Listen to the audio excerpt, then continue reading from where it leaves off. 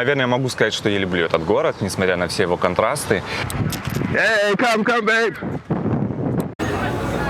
Две очереди. Cheers. You see, I create the Philadelphia roll. Всем привет, на манеже все те же, меня зовут Саша. Я Сергей, и вы на канале «Понаехали» остались. Сегодня мы решили понаехать в другой город, Филадельфию, и остаться там на пару дней.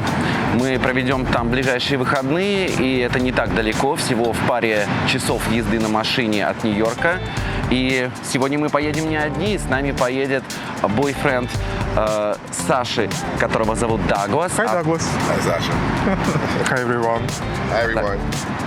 А еще поедет мой супруг Алекс, который сейчас находится за камерой. Right, Алекс? Right.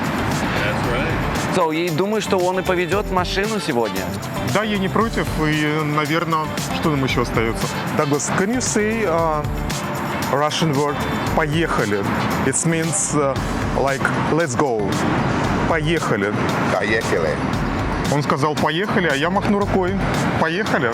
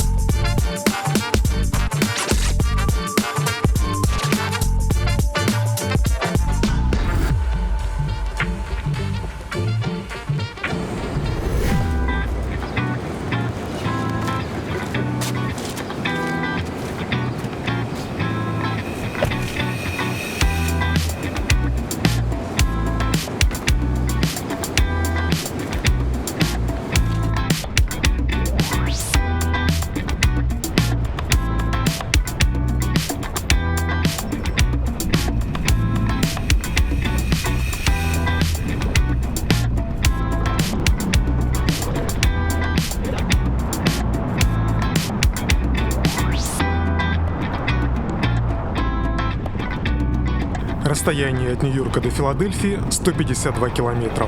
Филадельфия – 6-й по численности населения город США. Американцы часто называют его просто Фили. Город настолько многолик, что у него наберется еще несколько прозвищ. Например, Колыбель свободы, Квакерский город, Место рождения Америки, Город братской любви и даже, не удивляйтесь, некоторые районы этого города американцы называют Зомбилендом. Филадельфия – крупнейший город Пенсильвании. При этом столицей этого штата он не является. И правда, стоит ли размениваться по мелочам, если Филадельфия навсегда вписана в историю страны как первая столица всех Соединенных Штатов Америки?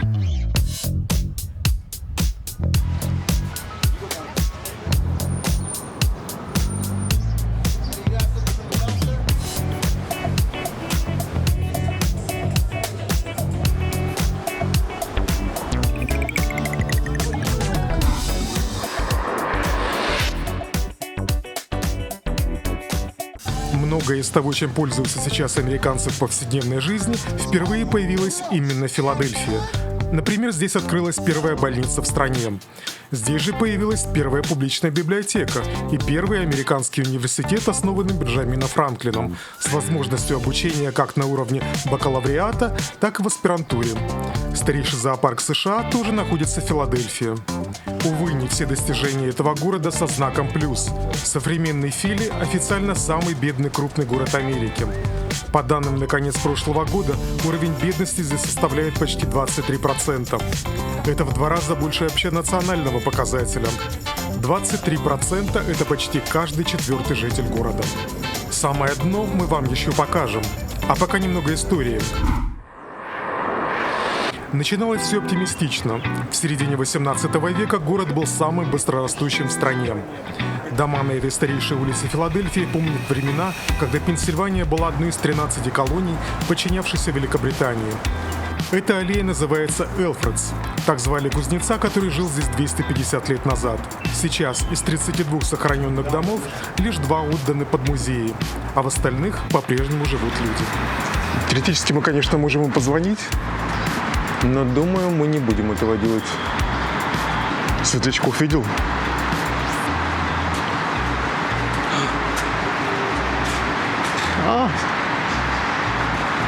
Вон он полетел.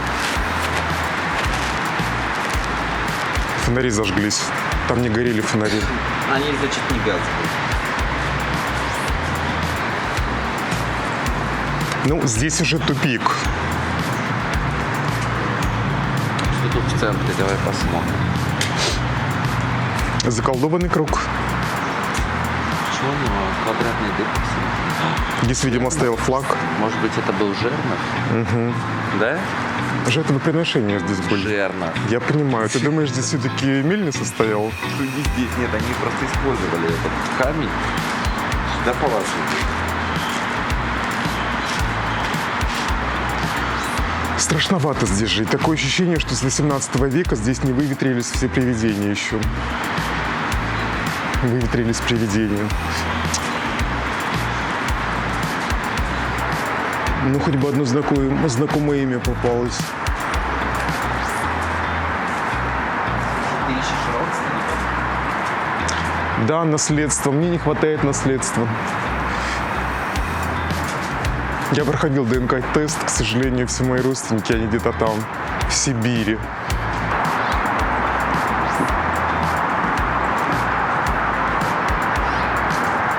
Вот и все. В нескольких метрах от старейшей улицы города музей Бетси Росс. По преданию, первый флаг независимой Америки сшила именно она. Экскурсоводы говорят, что швея предложила изобразить звезды на флаге пятиконечными. Изначально обсуждался вариант шестиугольных звезд. Документального подтверждения этой версии не существует, поэтому история о вышивке первого американского флага считается легендой. Кстати, с тех пор флаг США видоизменяли 26 раз. Современный дизайн был утвержден в 1960 году. Долгие годы считалось, что нынешний флаг придумал 17-летний школьник. Википедия поспособствовала распространению этой истории, которую растиражировали ведущие СМИ страны. 2 года назад версия причастности подростка к дизайну современного флага США была признана ложной. При этом реальный автор одного из главных символов страны остается неизвестен до сих пор. Радужному флагу повезло больше. Авторство не оспаривается. Первоначальная его версия создана Гилбертом Бейкером. Июнь – месяц LGBTQ прайда в США. Поэтому флаги страны зачастую висят рядом с радужными. Но о геях поговорим чуть позже. В 1998 году в России был очередной экономический кризис. Мне пришлось поработать валютчиком. Я работал в городе Волгодонске. Тогда, в то время, купюры старого образца 100-долларовые заменялись на купюры нового образца. С ними было работать намного проще. Можно было с закрытыми глазами провести и понять, что они настоящие, провести руками. Тогда я в дизайн купюры не всматривался, это было неинтересно и неважно. Но теперь-то я знаю, что здесь изображен Бенджамин Франклин, который жил в этом городе, Филадельфия. Здесь текст Декларации независимости. Здесь колокол свободы, который собирал жителей этого города для того, чтобы они узнали о том, что декларация принята. А если мы посмотрим на обратную сторону этой купюры, то мы увидим Independence Hall, зал независимости. Кстати, он за моей спиной. И именно здесь в 1776 году была принята Декларация независимости США.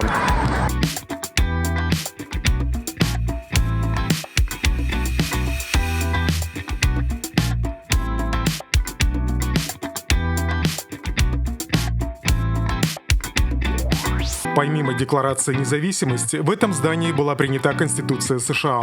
А колокол свободы, который раньше собирал жителей Филадельфии для оглашения важных для всей страны документов, сейчас находится в 100 метрах от этого здания. Большая трещина на нем появилась в середине 19 века, после того, как в честь дня рождения Джорджа Вашингтона звон не прекращался несколько часов. С тех пор в колокол не звонили, чтобы не разрушить его полностью. И все же звон на этой площади слышен каждый час. Это другой колокол, отлитый к столетию подписания Декларации независимости, сообщает точное время. Колокол-дублер установили на том же месте, где когда-то висел колокол свободы.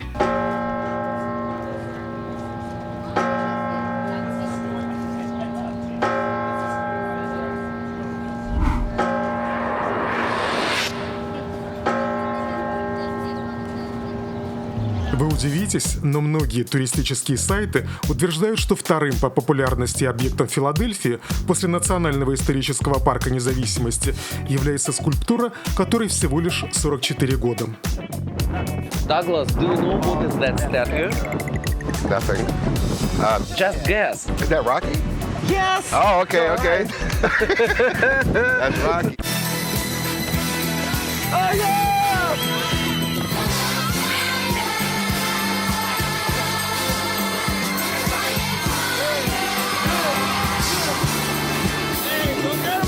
Статуя была создана по просьбе Сильвестра Сталлоне для фильма «Рокки 3». А знаменитая лестница впервые появилась в фильме про боксера Рокки Бальбоа в 1976 году. Кто только не бегал с тех пор по этим 72 ступенькам. Hey, come, babe. Увы, частенько на этих ступеньках и заканчивается знакомство туристов с данной локацией. А между тем, Филадельфийский художественный музей, который находится в этом здании, один из старейших и больших в США. В нем более 240 тысяч предметов искусства, включая картины Пикассо, Ван Гога, Матисса, Мане и других знаменитых художников. Входной билет для взрослых $35, а все, кому не исполнилось 19 лет, пропускаются бесплатно. Город братской любви гордится не только произведениями искусства всемирно известных авторов. С недавних пор Филадельфию называют столицей уличных художников. В 1984 году здесь разработали специальную программу «Mural Arts Philadelphia». К тому времени власти устали бороться с граффити, которые портили не только стены новых домов, но и облик исторического центра. И решили перенаправить творческую энергию молодежи на созидание. Результат вы видите. В программе «Mural Arts Philadelphia» уже 40 лет. В ней теперь участвуют художники со всего мира. А в Филе уже более 4000 картин, мозаик и причудливых арт-объектов под открытым небом. Завершая эту часть рассказа о Филадельфии, стоит сказать, что в этом городе были сняты десятки популярных художественных фильмов и сериалов. Но я отмечу лишь 3 картины, которые нравятся лично мне. Фильм «Филадельфия» 1993 года. Оскар получили Том Хэнкс за главную роль и Брюс Спрингстин за песню. Картина стала одной из первых на тему гомосексуальности, гомофобии и СПИДа. И по праву считается культовой. Филадельфия заняла 20-е место в списке 100 самых вдохновляющих американских фильмов за 100 лет.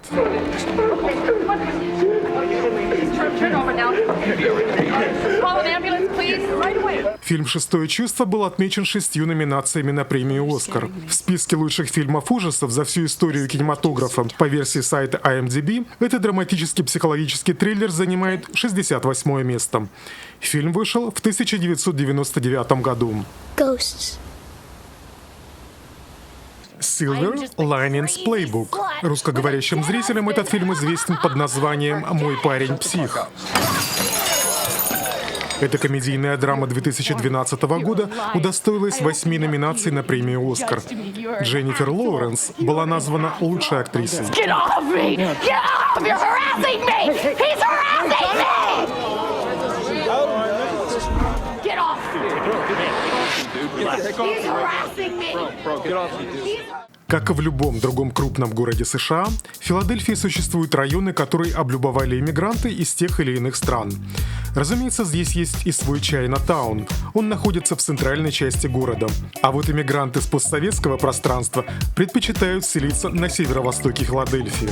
За аренду квартиры вы заплатите здесь минимум в 2 раза меньше, чем за сопоставимое жилье в Нью-Йорке.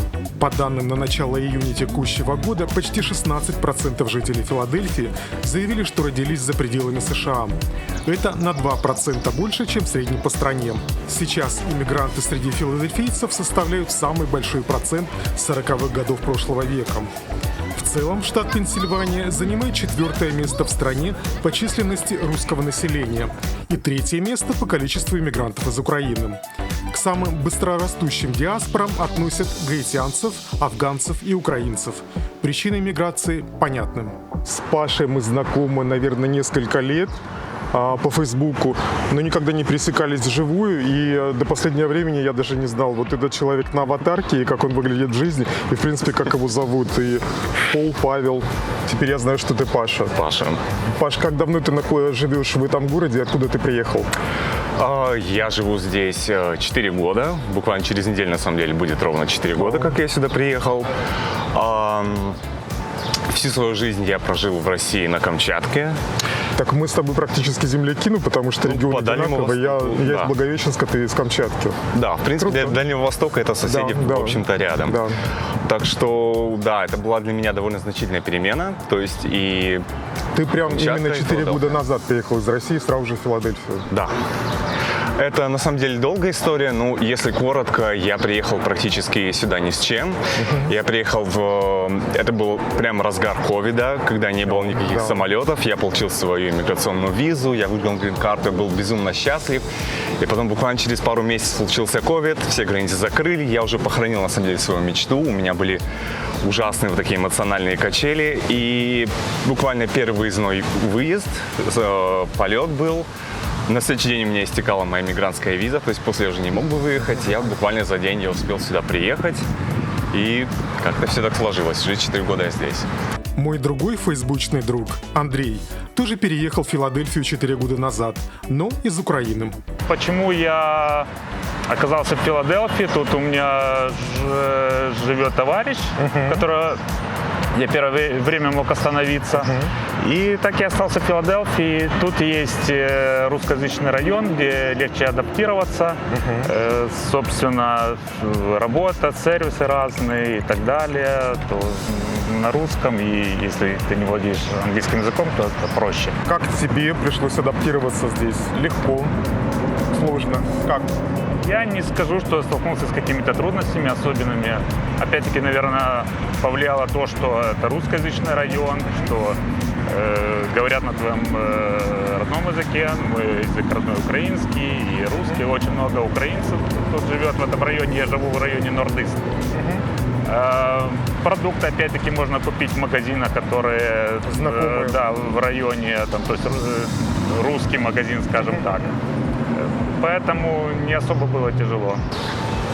Ну, наверное, стоит сказать, что Филадельфия — это такой, на самом деле, город больших контрастов. То есть это один из самых, наверное, бедных таких крупных городов в Штатах. Здесь очень много бедных людей, тут целые такие есть районы. Но при всем при этом здесь есть очень много таких позитивных моментов, именно выдающихся. В Филадельфии очень мощная такая система образования. Здесь есть свой студенческий городок. В принципе, мы в этой территории находимся, где студенческий городок.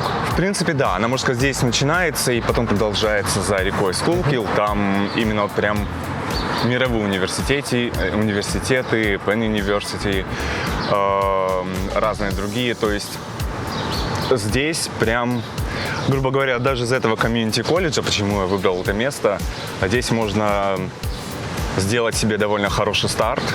И здесь, если у тебя есть какие-то амбиции, если у тебя есть желание, если у тебя есть ум, если ты предлагаешь к этому усилию, то ты можешь очень много чего достигнуть. Да, но это чисто гипотетически так прозвучало. А все-таки твоя привязка к этому месту, она какая-то конкретно реальная?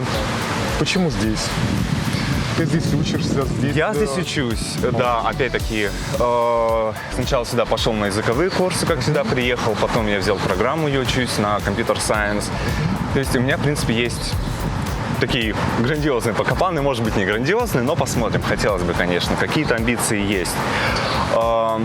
Мне нравится это место, наверное, это очень субъективно, конечно, но тем, что насколько вот эта система поддержки образования здесь, она отличается от того, что опыта, который получил в России.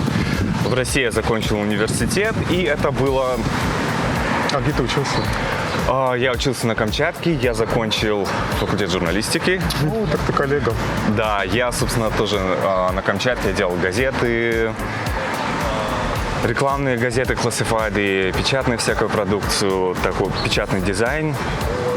И я отучился там, и я сейчас учусь здесь, и я могу сказать, насколько просто глубока вот эта разница в подходе к образованию. Здесь, если у тебя есть какие-то проблемы, если что-то не понимаешь, тебя поддерживают просто со всех сторон. Здесь дается более глубокий упор такой на практические знания, на то, что тебе нужно именно сейчас. Я понимаю, что у нас в России очень хорошая такая теоретическая база, ее там все хвалят, любят, но мне кажется, именно с точки зрения практики очень часто там не дотягивает до каких-то сфер. Когда я учился на журфаке в Владивостоке, у нас был предмет техника средств массовой информации. И огромнейший блок преподавали, базируясь на технике, которая уже не используется в производстве. Зачем? Вообще оторвана была от жизни. Я понимаю, о чем ты говоришь, да. Я работаю в ресторане, я работаю официантом, и как и в Киеве я продолжу эту профессию, и это не руководящая должность, и там не надо там вузы заканчивать, и как бы мне было легко найти работу, относительно легко. Можно ли сравнить уровень жизни там и здесь на деньги, которые дает одна и та же профессия? Там профессия официанта тебя насколько хорошо кормила? Там у тебя был больше достаток, чем здесь или нет? Как-то можно сравнить? Да, конечно, можно сравнить. Конечно, это несоизмеримые вещи, но и расходы в Украине меньше, чем тут. Тут мне приходится арендовать жилье, но при этом всем я считаю, что мой уровень жизни повысился. Да, официанты зарабатывают, скажем так, выше среднего в Украине. Тут я не знаю, потому что я работаю, как начал работать, и работаю в одном ресторане, мне не с чем сравнивать, но тем не менее, то есть я знаю, что уровень жизни повыше будет. Андрей, последний вопрос. Есть ли какие-то любимые места в этом городе, куда ты приезжаешь просто отдохнуть, как-то, может быть, с мыслями расслабиться после работы? Или график работа-дом, работа-дом? Тяжело сказать. В центр добираться далеко. Конечно, красивые места, наверное, вы смогли оценить, посмотреть, погулять. Я навряд ли назову такое место Филадельфия, куда бы я мог приехать, отдохнуть. Есть красивые места, но какого-то определенного нет у меня, к сожалению. Может, появится в будущем. Но в целом город нравится. Да, конечно. Спасибо за общение. Я надеюсь, что в следующий раз мы встретимся гораздо раньше, чем через 4 года. Да. Давай, да. Удачи. Спасибо. Спасибо. Все. Ну а с Пашей мы пока не прощаемся. Встретимся с ним в следующей части программы.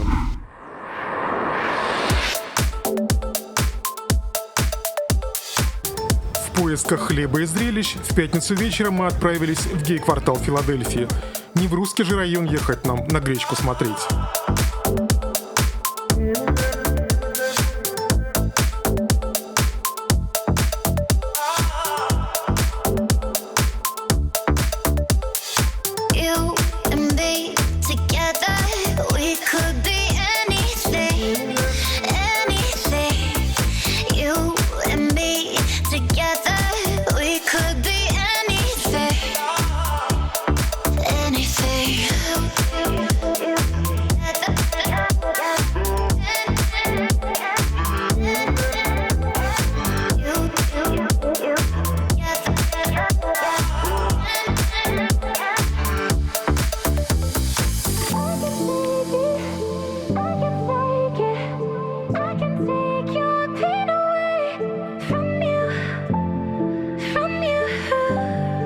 В общем, я стоял, попивал коктейли, пританцовывал, удивляя Дагласа, и пытался понять, какая же у этого клуба специализация в рамках LGBTQ-ориентации. И не понимал. 58 видов геев! 58 видов! Люди добрые! Где мы видели, как мы одного отличим от другого? Пока одни считают и боятся, другие по коктейльчику и знакомятся. К слову, человек в белом из Турции говорит, что там тоже полно тех, кто нас решил посчитать. Клуб Фрэнки Брэдли был первым, куда мы зашли. И нам он так понравился, что мы заглянули туда и в субботу вечером. Когда к нам подошел официант, мы его не узнали. А это был наш приятель из Турции, просто в другой униформе. Короче, дизайн прикольный, алкоголь дорогой, еда хорошая, музыка разная, персонал приятный, публика приветливая. Туалеты чистые. Ставим этому заведению 5 баллов. Ну а дорогой алкоголь полезен для здоровья. Много не выпьешь. Сережа, который, кажется, уже обошел все клубы США, говорит, что Нью-Йорку такого ночника не хватает.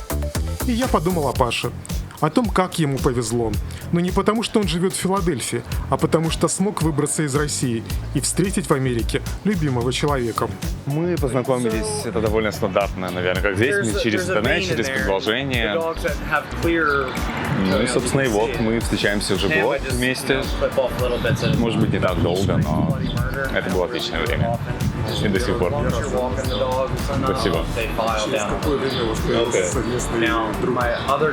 На самом деле он появился буквально, наверное, через пару недель. Да, потому что мы его в каком-то смысле спасли от его предыдущего владельца. Его предыдущий владелец умер, и вот некому за ним было ухаживать, поэтому мы поняли, что это наш маленький ребенок такой. Я познакомился с очень многими людьми здесь. И я не могу сказать, что какая-то вот эта национальная принадлежность была основой, почему я вот знакомился с людьми. Наверное, я просто пытаюсь окружить себя хорошими людьми. И мне кажется, я надеюсь, что это делаю хорошо. Мне кажется, да, меня окружают очень хорошие люди.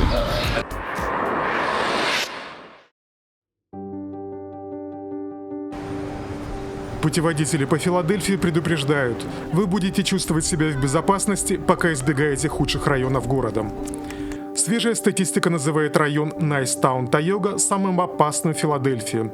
Насильственных преступлений в нем совершается на 329% больше, чем в среднем в США.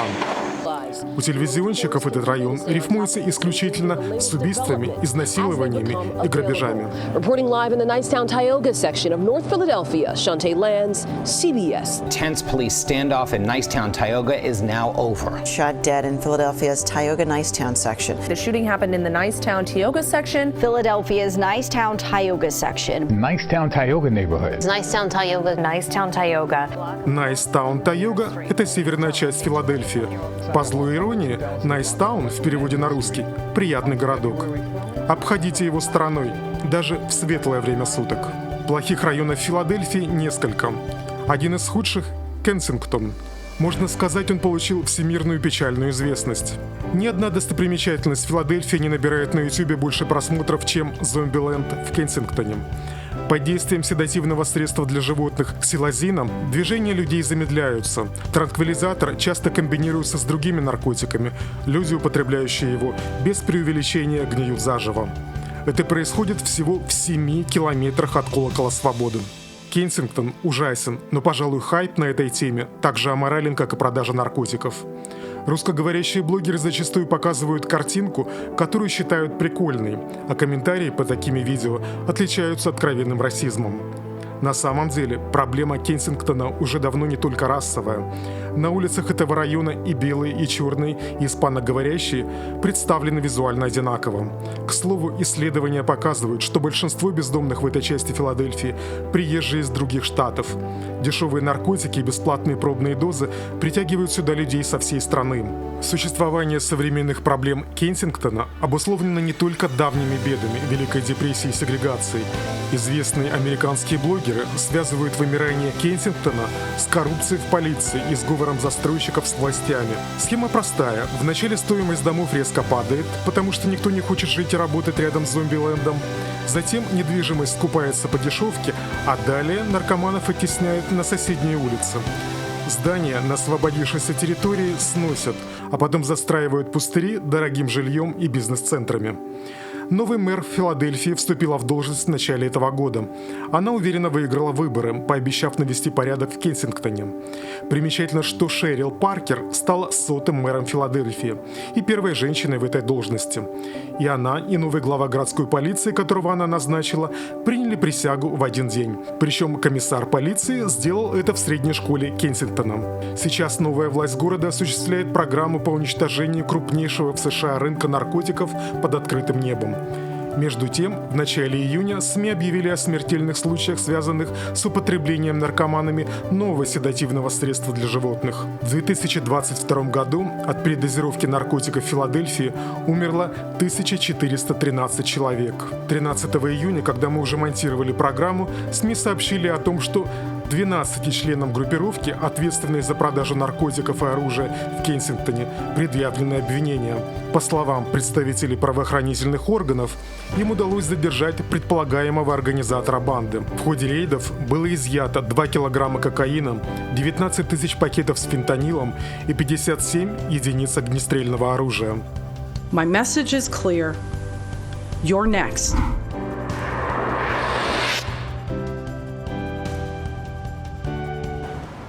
Где поесть? Это один из самых главных вопросов, ответ на который пытается получить любой турист. Он появляется обычно раньше вопроса «что посмотреть?». И любая достопримечательность будет не в радость, если урчит в животе.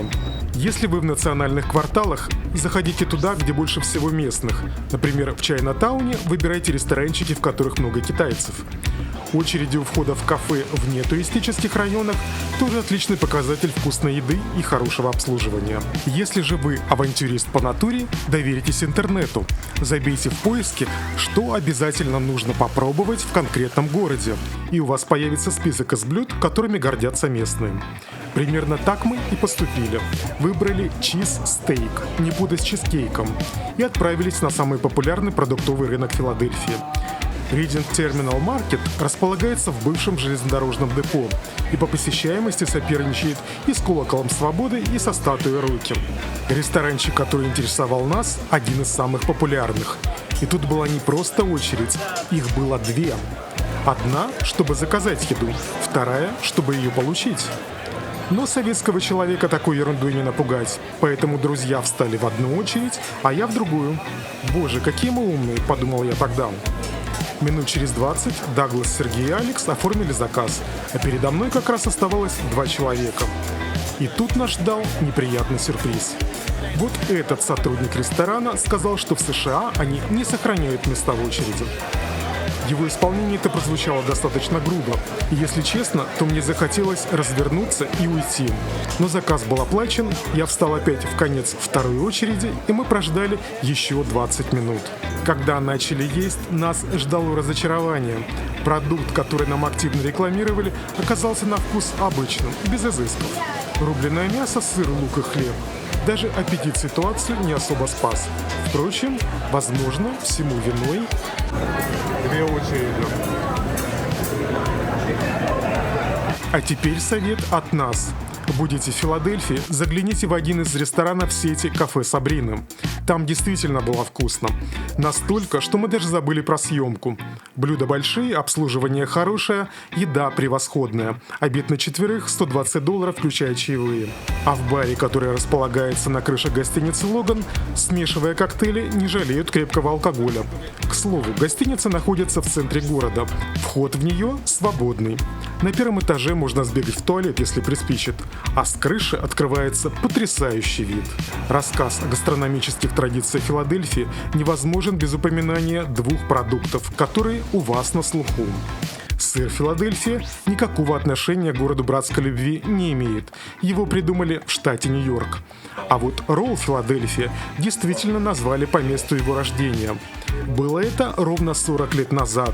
И, вы не поверите, но мы разыскали американку японского происхождения, которая создала этот кулинарный шедевр. Знакомьтесь, мадам Сайто. Какой сюрприз! Здравствуйте! Теперь у меня появились новые открытки. Все любят мадам Сайто. Очень хорошо. Я королева филиролла. О, хорошо, спасибо. Спасибо вам большое. Мадам Сайто – местная знаменитость. Журналисты называют ее королевой суши и королевой роллов. К слову, первый ресторанчик в Токио у нее появился еще в 70-х годах. А перед тем, как перебраться в США, шеф-повар жила в Париже. Там она и взяла себе псевдоним «Мадам Сайто».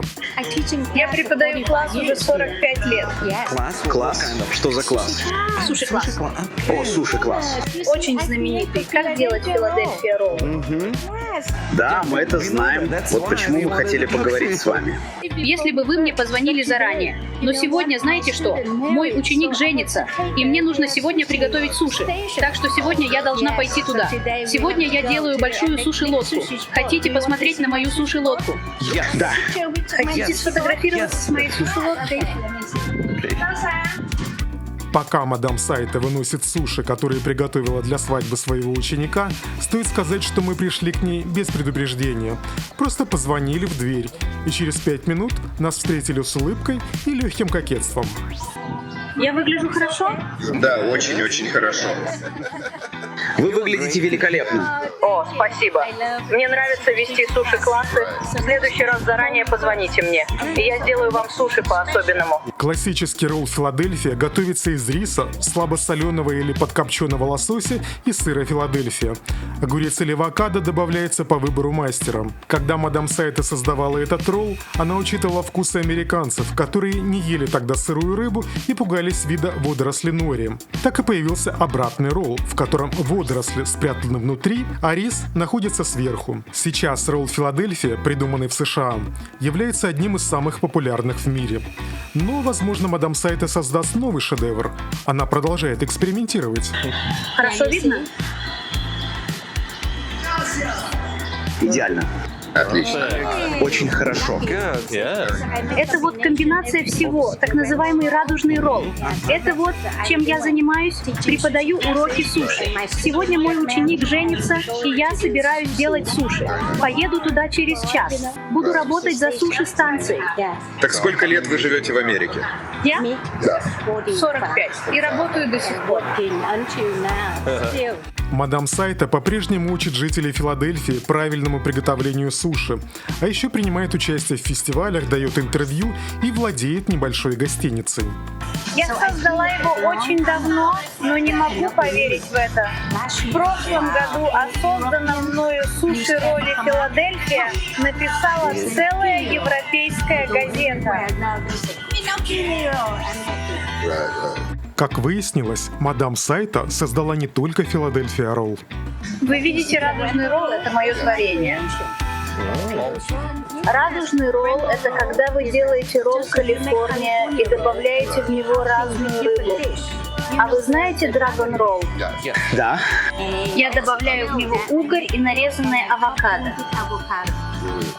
А из осьминога я делаю глаза. Точно. Так что я создала и это тоже. Я очень знаменита в Японии из-за того, что создала радужный ролл и драгон ролл. Когда мадам Сайта эмигрировала в США, у нее была простая мечта. Она хотела, чтобы 3 ее сыновей получили хорошее образование. Американская мечта сбылась. Все 3 окончили Пенсильванский университет. И, разумеется, все 3 умеют готовить прекрасные суши.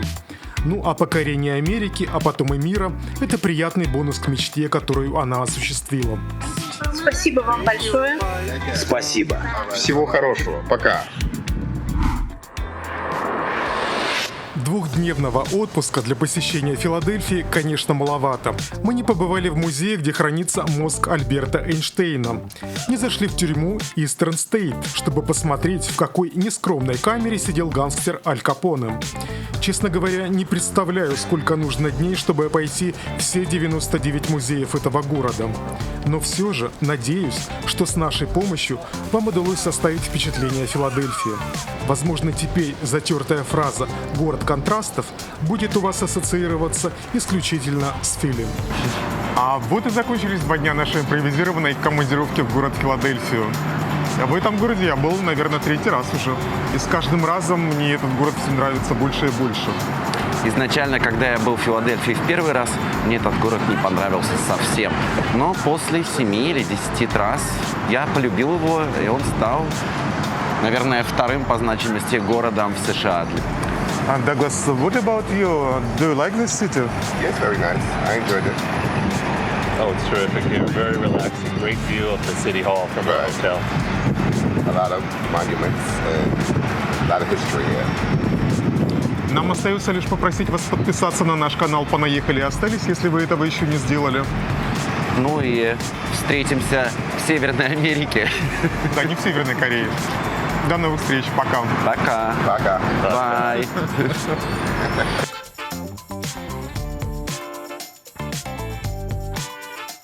И именно здесь была принята Декларация независимости в 1776 году. Что здесь изображен, блядь.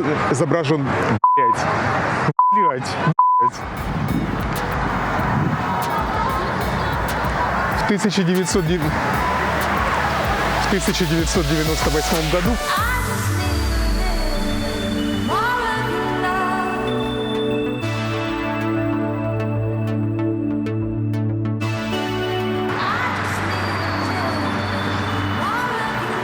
я даже знаю имя этого мальчика.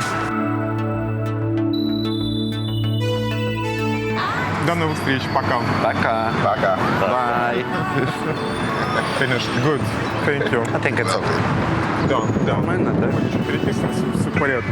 Что-нибудь, может, там даже склеим, если там какие-то моменты.